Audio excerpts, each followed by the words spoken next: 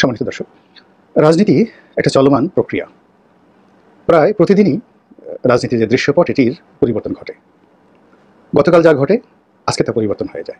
গেল 11 থেকে 12 দিন যাবৎ যারা ডক্টর ইউনূসের অ্যাকশন দেখার অপেক্ষায় ছিলেন, ইতিমধ্যেই আপনারা খবরগুলো পেতে শুরু করেছেন যে সংস্কার কারে বলে, কত প্রকার কি সেটাই তিনি দেখানোর চেষ্টা করছেন। বাংলাদেশের 350 এমপি, মহিলা এমপি এবং মন্ত্রী প্রত্যেককে অ্যারেস্ট করে বিচারের আওতায় আনতে হবে, কারণ ফ্যাসিবাদের অধীনে যারাই নির্বাচনে গিয়েছে কেউ দুর্নীতিমুক্ত নয়, সবাই দুর্নীতিবাজ। অর্থাৎ তাদেরকে গ্রেপ্তার করতে হবে। এটা আমার সেনাবাহিনীর প্রতি আমার অনুরোধ থাকবে এবং এই সরকারের প্রতি অনুরোধ থাকবে। এবং সবচেয়ে অনুরোধ করব, শেখ হাসিনাকে বাংলাদেশে ডেকে এনে তারপরে ফাঁসির কাস্টে ঝুলাতে হবে। বিএনপিতে ঘাপটি মেরে থাকা এই রনি হচ্ছে আওয়ামী টুপার শয়তান।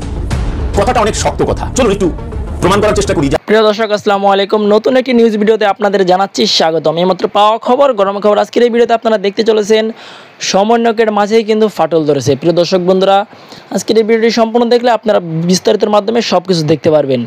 সেই সাথে সাথে কিন্তু আজকের কিছু চাঞ্চল্যকর তথ্য দেখতে পারবেন। কিসের থলের বিলাল বের হয়ে আসছে সেই বিষয়গুলো জানতে পারবেন। খুবই চমৎকার আজকের এই ভিডিওটি স্কিপ না করে সম্পূর্ণ দেখবেন। সেই সাথে সাথে কিন্তু জাহিরটাকে বলেছে পরীক্ষা বাতিলের জন্য কিন্তু বাংলাদেশের তাণ্ডব শুরু হয়ে গিয়েছে। কেন ইন্টার পরীক্ষা বাতিলের জন্য তো তাণ্ডব, সেই বিষয়গুলো আজকের এই ভিডিওর মাধ্যমে দেখতে পারবেন। প্রিয় দর্শক বন্ধুরা, বেশি কথা বলবো না, আপনাদের বিস্তারিত ভিডিওতে নিয়ে যাবো। বিস্তারিত ভিডিওটি দেখার একটা রিকোয়েস্ট, যারা একত্রিতভাবে এরকম লাইভ নিউজ পেতে পছন্দ করেন তারা অবশ্যই এই চ্যানেলটি সাবস্ক্রাইব করে পাশে থাকা বেল আইকনে বাজিয়ে রাখুন। ইতিমধ্যে যারা সাবস্ক্রাইব করে দিয়েছেন সকলকে জানাচ্ছি অসংখ্য ধন্যবাদ। প্রিয় দর্শক বন্ধুরা, যে ভিডিওর অংশ বেশি দেখে ভিডিওগুলো শুরু করেছিলাম সেই ভিডিওগুলো আপনারা বিস্তারিতের মাধ্যমে একের পর এক দেখতে পারবেন। শেষে আজকের এই ভিডিও দেখতে পারবেন আওয়ামী লীগ বাংলাদেশ থেকে পুরোদমে নিশ্চিত হয়ে যাবে। সুখবর জানাচ্ছে বিএনপির জন্য।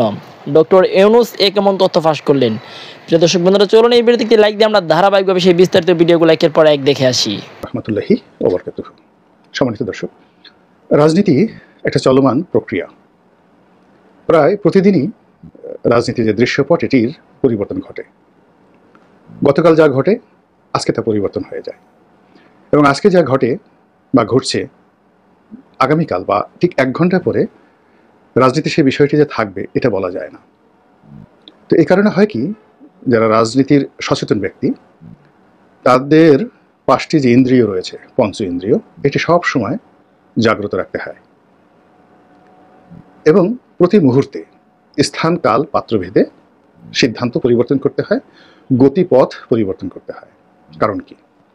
কারণ হলো মানুষের যেগুলো চিন্তা চেতনা, যেটাকে বলা হয় ব্যবহার, বিহেভিয়ার, সেই বিহেভিয়ারগুলোর মধ্যে সবচেয়ে অভিজাত, সবচেয়ে জটিল এবং সবচেয়ে কুটিল যে ব্যবহার সেটি হলো রাজনৈতিক যে আচরণ, সেটি পলিটিক্যাল বিহেভিয়ার। তো আমাদের দেশে এখন শেখ হাসিনার যে পতন হলো সেটি হলো তিনি কতগুলো বিষয়ে একেবারে খুবই কঠোর অবস্থানে ছিলেন। মানে পূর্ব দিকের যে চাঁদ বা সূর্য যেটি উদিত হয় সেটি যদি পশ্চিম দিকেও নিয়ে যাওয়া হয় তবুও তিনি তার সিদ্ধান্ত পরিবর্তন করতে রাজি ছিলেন না। যে সকল কারণে তার পতন হয়েছে এবং তিনি জিয়াউর রহমান সাহেব সম্পর্কে, তারেক রহমান সাহেব সম্পর্কে, বেগম জিয়ার সম্পর্কে অত্যন্ত কঠোর ছিলেন। মানুষকে গালাগালি করা, মানুষকে ছোট ভাবা, এসব তার চরিত্রের মধ্যে ছিল না। বিনয়ী হওয়া, তিনি পারিবারিকভাবে ভালো ব্যবহার করতেন অনেকের সঙ্গে, কিন্তু যেটিকে বিনয়ী হওয়া বলা হয়, ভদ্রতা বলা হয়, গ্রেটফুলনেস যেটিকে বলা হয়, কৃতজ্ঞ থাকা, এই বিষয়গুলো তার মধ্যে কম ছিল। ফলে স্বাধীন বাংলাদেশে শেখ হাসিনার অবস্থা কি হয়েছে এটা আপনারা খুব ভালো করে জানেন। একইভাবে আগের যে দিনগুলো যখন হাওয়া ভবন ছিল, হাওয়া ভবনের সঙ্গে খাম্বা ছিল এবং এই খাম্বার সঙ্গে যারা জড়িত ছিল তাদের যে উদ্যত আচরণ, লোভ, লালসা, কামনা বাসনা জনাব তারেক রহমানকে কি পরিমাণ বিপদে ফেলেছে, বেগম খালেদা জিয়াকে কি পরিমাণ বিপদে ফেলেছে এবং বিএনপিকে কি পরিমাণ বিপদে ফেলেছে, এটি বিএনপি ক্ষমতা হারানোর পর থেকে আজ অবধি হাড়ে হাড়ে টের পাচ্ছে। এবং বিএনপির মধ্যে যে একটি মন্দ চক্র আছে, দুর্নীতিবাজ চক্র আছে, তারা আগস্ট মাসের 5 তারিখ থেকে আজকের দিন পর্যন্ত যে যার মতো করে একেবারে হরিলুট করার যে মহোৎসবে তারা মেতে উঠেছেন, তার ফলে এই দলটি আগামী দিনগুলোতে যে কী বিপদে পড়বে সেই বিষয় নিয়ে কথা বলতে যাচ্ছি। মূলত একটা বিখ্যাত কথা আছে, আনফিনিশড রেভলিউশন, অসম্পূর্ণ বিপ্লব। বাংলাদেশের একটা বুদ্ধিজীবী, তারপরে তথাকথিত এলিট, তারা দীর্ঘদিন ধরেই রাজনীতিকে পছন্দ করছেন না। তাদের ধারণা রাজনীতিবিদরা কিছু বোঝেন না, এরা চরিত্র বলতে এদের কিছু নেই ইত্যাদি নানা কারণে সমাজের একটা বিশেষ গোষ্ঠীকে এলিট শ্রেণীকে রাজনীতির মধ্যে আনার জন্য অনেক দিন থেকে একটা বিপ্লব ঘটানোর তারা চেষ্টা করে আসছিল। নেতৃত্বে কারা? প্রথম আলো, ডেইলি স্টার, মাহফুজা আনাম, মতিউর রহমান এবং এদেরই নেতা হিসেবে ১/১১ সেই সময়টিতে মঈনুদ্দিন ফখরুদ্দিনের উপরেও ছিলেন ডক্টর মোহাম্মদ ইউনূস। তো সেই বিএনপির পতনের পর ১/১১ যে প্রেক্ষাপট, সেই প্রেক্ষাপটটি আসলে বাস্তবায়ন করা যায়নি। তারা পরাজিত হয়েছে, ফলে সেটি আনফিনিশড, অসম্পূর্ণ অবস্থায় রয়ে গেছে। আওয়ামী লীগ সর্বোচ্চ চেষ্টা করেছে এবং বিএনপিও সর্বোচ্চ চেষ্টা করেছে সেই ১/১১ যারা কুশীলব তাদেরকে রাজনৈতিকভাবে, অর্থনৈতিকভাবে, সামাজিকভাবে বয়কট করার জন্য, দমনপীড়ন করার জন্য কিন্তু ব্যর্থ। এবং এখন যে অবস্থা তৈরি হয়েছে তাতে ১/১১ একটা লেটেস্ট ভার্সন, এটাকে আপনি স্মার্ট ভার্সন বলতে পারেন, ডিজিটাল ভার্সন বলতে পারেন, হঠাৎ করে চলে এসেছে। এবং এর ফলে কি হলো, ২০০৬ সনে বিএনপি যে বিপদে পড়েছিল তার সে অন্তত ১০০ গুণ বিপদে এই মুহূর্তে আওয়ামী লীগ পড়েছে। আর আওয়ামী লীগ যেহেতু ৫ বছরের পরিবর্তে ১৫ বছর ক্ষমতায় থেকেছে, এর মধ্যে টানা ৩টি নির্বাচন অবৈধভাবে করে পুরো মানুষের মনকে বিষিয়ে দিয়েছে। ফলে আওয়ামী লীগ নামটি এখন অভিশাপ, বিরক্ত, এবং এটিকে নিয়ে আর এখন মার্কেটিং করা যাচ্ছে না, কোনো অবস্থাতে এটিকে নিয়ে আগানো যাচ্ছে না। এই নাম উচ্চারণ করে বাংলাদেশে যদি কোনো পবিত্র জায়গায় যাওয়া হয়, কেউ যায়, সঙ্গে সঙ্গে সেটি অপবিত্র হয়ে যায়। এই দলের মানুষ যদি এখন মক্কা মদিনা সফরে যান, তাওয়াফ করেন, এবং তাদের যারা বিরোধী পক্ষ তারা যদি কাবা শরীফে এই লোকদেরকে তাওয়াফ করতে দেখে, মেজাজ কয়জনের ঠিক থাকবে আমি বলতে পারি না। এবং আগামী ২০ বছর, কম করে হলে ২০ বছর সময় লাগবে আওয়ামী লীগকে মূলধারা রাজনীতিতে ফিরে আসার জন্য। এর আগে কোনো আবেগ, কোনো স্বপ্ন কাজ আসবে না। এখন এই ২০ বছর ক্ষমতায় কারা থাকবেন এবং এই ২০ বছর বিএনপি কি করবে? রাজনীতিতে আওয়ামী লীগের বিদায় নেওয়ার ফলে যে ভ্যাকুয়াম তৈরি হয়েছে এবং বিএনপিকে নির্বিষ করার মাধ্যমে আওয়ামী লীগ যে শূন্যতা তৈরি করেছিল, সেই শূন্যতার ফলে এখন যারা ১/১১ আগে যারা ব্যর্থ হয়েছিল তারা নতুন করে স্বপ্ন দেখার চেষ্টা করছে। বোঝার চেষ্টা করুন যে ৫ তারিখ থেকে আজ পর্যন্ত সারা বাংলাদেশে যেভাবে বিএনপির বিরুদ্ধে দুর্নীতি, চাঁদাবাজ, দখল, হানাহানি, আওয়ামী লীগের সম্পত্তি হরণ থেকে শুরু করে অন্য যে সকল অভিযোগ আসছে, খুব অল্প ২-১ জায়গা ছাড়া বেশিরভাগ ক্ষেত্রেই এদের সঙ্গে দলের জেলা পর্যায়ের কর্মকর্তা, উপজেলা পর্যায়ের কর্মকর্তা কিংবা কেন্দ্রীয় পর্যায়ের নেতাদের ন্যূনতম সম্পর্ক নেই। তো এটি কিন্তু সাধারণ জনগণ কিছুতেই মানতে নারাজ। তাদের বক্তব্য হলো যে এই অপকর্মগুলো যা হচ্ছে সেগুলো বিএনপি করছে এবং বিএনপির এটাই চরিত্র। ক্ষমতা পায়নি, কোনো কিছু পায়নি, এর মধ্যেই যদি এখন তারা এমন করে, তাহলে আগামী দিনগুলোতে তারা যদি ক্ষমতায় আসে তাহলে তারা এই জাতির উপর কীভাবে চেপে বসবে এবং এই জাতির দুর্ভোগ দুর্দশা কীভাবে বাড়িয়ে দেবে, এই বিষয়গুলো নিয়ে কিন্তু ইতিমধ্যে আলোচনা শুরু হয়ে গেছে। এবং এই ঘটনা যদি মোটামুটি মাসখানেক চলতে থাকে তাহলে বিএনপির আর আওয়ামী লীগের মধ্যে নীতিগতভাবে জনমনে তেমন কোনো পার্থক্য থাকবে না। এখন বিএনপি যারা নেতৃবৃন্দ রয়েছেন তারা কিন্তু বুঝতে পারছেন, কিন্তু প্রাণান্ত চেষ্টা করেও এই যে একটা সাংগঠনিক যে ভিত্তি দরকার, যার মাধ্যমে তারা তৃণমূলের এই অবস্থা নিয়ন্ত্রণ করবেন, সেটি এখন তারা পারছে না। বেগম জিয়া অসুস্থ, তারেক রহমান সাহেব দেশের বাইরে, এবং তিনি এখনও পর্যন্ত পরিস্থিতি আন্দাজ করতে না পারার কারণে তার যে মামলা বা সাজা, এই বিষয়গুলো মাথায় রেখে তিনি হঠাৎ করে বাংলাদেশে আসবেন আর রাজনৈতিক নেতৃত্ব গ্রহণ করবেন, এই ভরসাটুকু তিনি পাচ্ছেন না।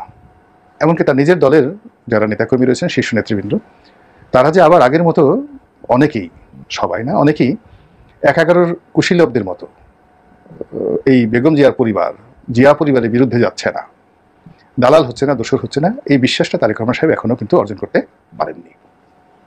আবার অন্যদিকে এখন সরাসরি তারেক রহমান সাহেব এই সময়টিতে মাঠে না থাকার কারণে এখানে যে বিশৃঙ্খলা দেখা দিয়েছে, যেটি হয়তো আওয়ামী লীগ জমানাতে তিনি দূরে বসে নিয়ন্ত্রণ করতে পারতেন, এর কারণ হলো প্রতিপক্ষ ছিল ছাত্রলীগ, যুবলীগ। আগামীর যে সুন্দর, নিরাপদ, সুস্থ একটা বাংলাদেশ আমরা দেখতে চাই, সেই বাংলাদেশকে বিনির্মাণে সবচেয়ে বড় ভূমিকা রাখা দুইটা সেক্টর, একটা হচ্ছে বিচার বিভাগ আর একটা হচ্ছে আমাদের আইন শৃঙ্খলা বাহিনী। আর আইন শৃঙ্খলা বাহিনীর যতগুলো সেক্টর আছে, বা আমাদের মিলিটারি সেক্টর বলেন, বিজিবি বলেন, র্যাব বলেন, পুলিশ বলেন, সবচেয়ে গুরুত্বপূর্ণ সেক্টর হচ্ছে পুলিশ। ধরেন সেনাবাহিনী যদি কাউকে গ্রেপ্তার করে, তাকে গ্রেপ্তার করে কিন্তু পুলিশের কাছে দেওয়া হয়, আর তার বিরুদ্ধে যখন ইনভেস্টিগেশন হয় সেটা কিন্তু পুলিশই করে। আবার যখন কোনো একজন পুলিশ কর্মকর্তা অন্যায় করেন, তার যে ইনভেস্টিগেশনটা সেটা কিন্তু আবার পুলিশই করে। ক্ষেত্র বিশেষে আদালতের নির্দেশে হয়তো র্যাব অথবা আমাদের পিবিআই অথবা সামহাও অন্য ডিপার্টমেন্টগুলো তারা এই ইনভেস্টিগেশন করে।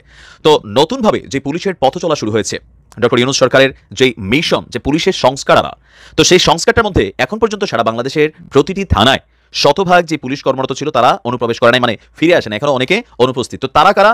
বেসিক্যালি তারা যারা গত 16 বছর যাবৎ আওয়ামী লীগ সরকারের পক্ষে অন্যায় কোনো কর্মকাণ্ড করেছেন, উপরের মহলের নির্দেশে সাধারণ মানুষকে হয়রানি করেছেন, 2 নম্বরই টাকা পয়সা বানাইছেন, তারা কিন্তু জানে তারা বিভাগীয় যে শাস্তি সেটার মুখোমুখি হবে। তাই অনেকেই সুযোগ বুঝে আর থানাতে ফিরছেন না।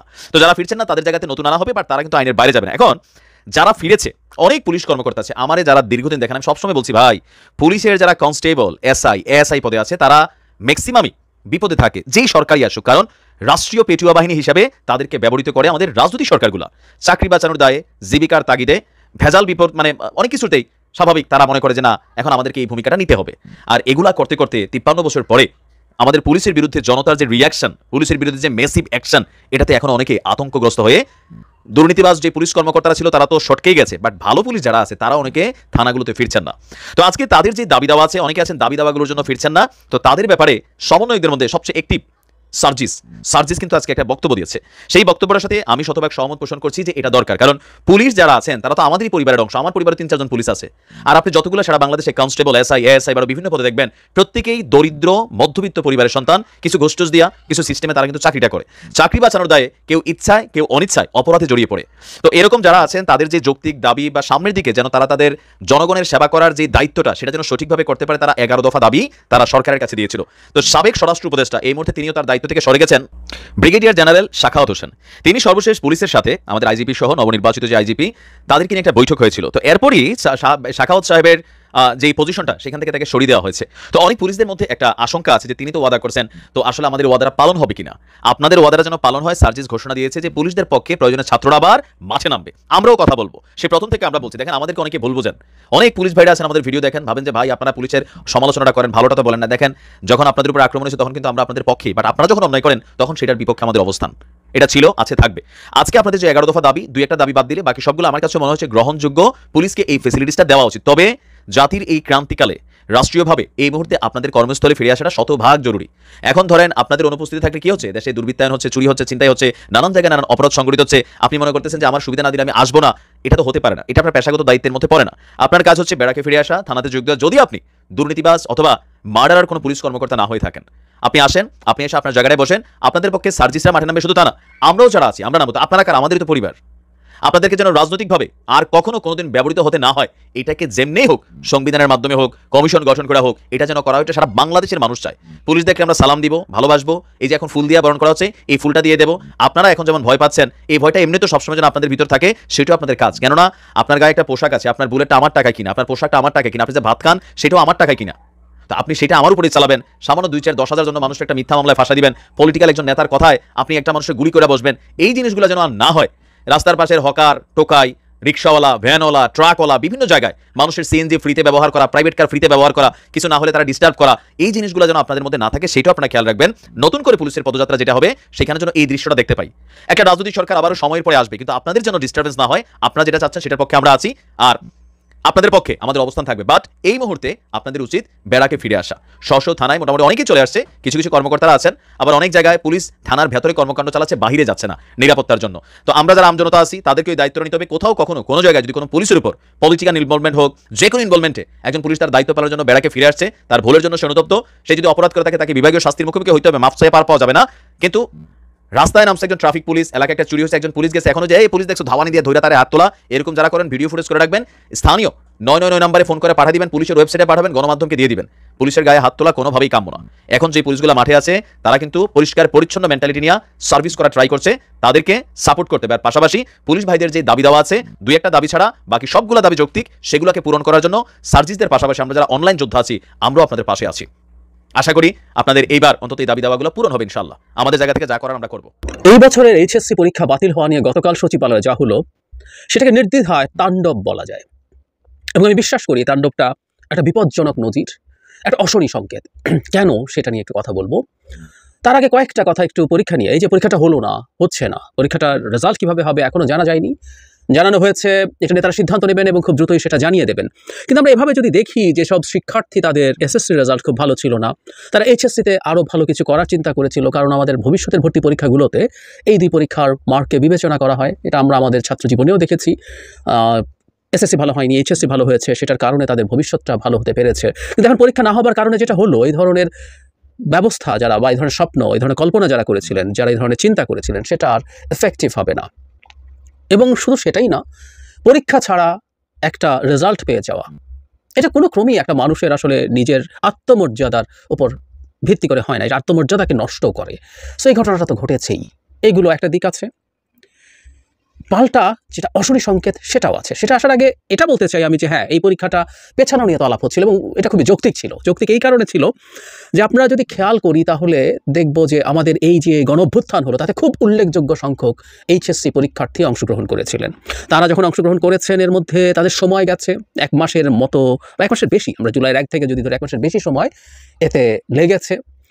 অনেকে আহত হয়েছেন, নিহত হয়েছেন। শুধু সেটাই না, অনেকে এখনো হসপিটালে চিকিৎসাধীন আছেন। এগুলো আছে। তার চাইতেও জরুরি কথা, এটাও আমি খুব সিরিয়াস মনে করি, সেটা হচ্ছে একটা সাইকোলজিক্যাল বা মেন্টাল ট্রমা আছে। মানে যখন এই তরুণরা দাঁড়াচ্ছে পুলিশের গুলির মুখোমুখি, তারা তাদের ওই সময়কার স্বপ্নে সেটা করেছে, কিন্তু সে দেখেছে যারা বেঁচে আছে তাদের কথা বলছি, তার বন্ধু গুলি খাচ্ছে, তার বন্ধু গুলি খেয়ে মরে যাচ্ছে, পুলিশের টর্চার দেখছে, পুলিশের গুলি করা দেখছে, পুলিশের গুলি ধেয়ে আসা দেখছে, টিয়ার গ্যাস ধেয়ে আসা দেখছে। এই সব কিছু খুবই মারাত্মক মেন্টাল ট্রমা তৈরি করে এবং এটা দীর্ঘদিন এই সমস্যা থাকবে। সো এটাও আমি মেনে নিতে প্রস্তুত আছি।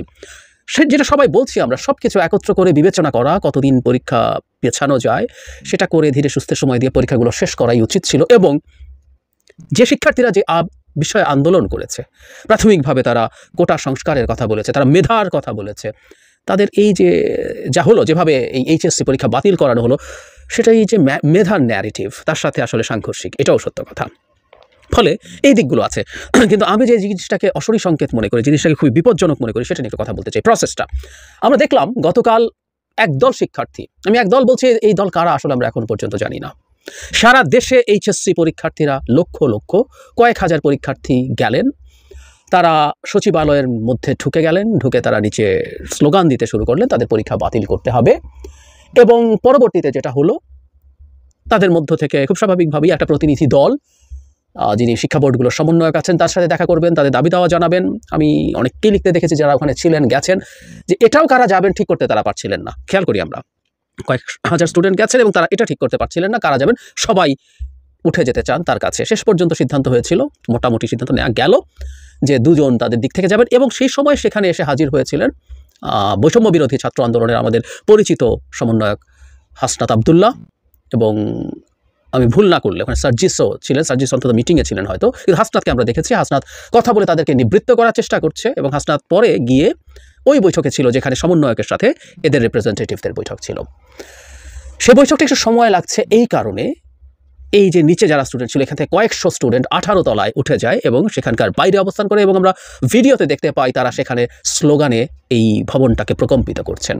তাদের দাবি তখনই মানতে হবে। এই তীব্র চাপের মুখে শেষ পর্যন্ত তাদের দাবি মেনে নেওয়া হয় এবং তারা তখন প্রজ্ঞাপনের জন্য দাবি জানান। শেষ পর্যন্ত কিছুক্ষণের মধ্যে প্রজ্ঞাপনও জারি করা হয়।